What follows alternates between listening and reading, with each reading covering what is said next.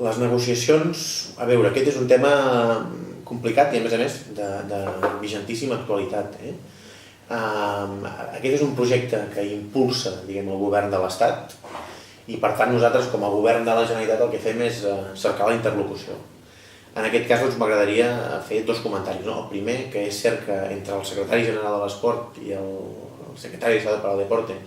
hi ha una relació fluida, és a dir, quan es planteja aquesta nova proposta sobre la taula, des del moment en què s'inicia la proposta fins on ens trobem avui, hi ha una relació fluida, escolteu, estem en dues posicions, diguem, allunyades, per tant parlem-ne, i per tant des d'aquest punt de vista el diàleg hi és fluid. Ara, hi ha una segona, diguem, reflexió, que és que malgrat hi hagi diàleg, les posicions no estan en el mateix punt. Des del govern de la Generalitat el que hem entès és que primer ningú des del sector havia demanat crear aquesta nova figura, que és la llicència única, és a dir, el sector de l'esport i el món, diguem, federatiu amb les seves pertinents llicències funciona en aquests moments, per tant no entenem quina necessitat hi ha d'haver de canviar una cosa que ja funciona.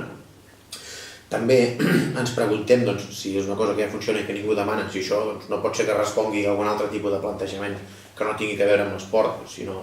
potser amb la situació, diguem, actual que estem visquent entre Catalunya i Espanya, tot el procés, diguem, pel dret a decidir, però no obstant, i per acabar, sí que vull subratllar que hi ha un diàleg fluid entre, en aquest cas, la Secretaria General de l'Esport, el Secretari General en particular, i les federacions catalanes, tant per boca de les pròpies federacions com per la Unió de Federacions, en discuteu, com que tenim una postura com a Catalunya diferent, oposada, fins i tot m'atreviria a dir, de la que ens plantegen des de Madrid, doncs hem de ser capaços de fer entendre a Madrid per la via del diàleg, que em preguntaves, que això no va enlloc, i per tant demanar-los que retirin en primera instància aquest plantejament i en el cas que no el vulguin retirar, que la resolució de tot plegat acabi amb una situació que no perjudiqui l'esport català. On som en aquests moments? Doncs en plena negociació. No puc dir res més que això, en el sentit que d'això es tracta, que hi hagi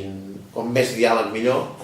i amb l'objectiu que aquest diàleg arribi a bon port. Hem d'estar amatents i hem d'estar alerta del que passarà en les properes setmanes.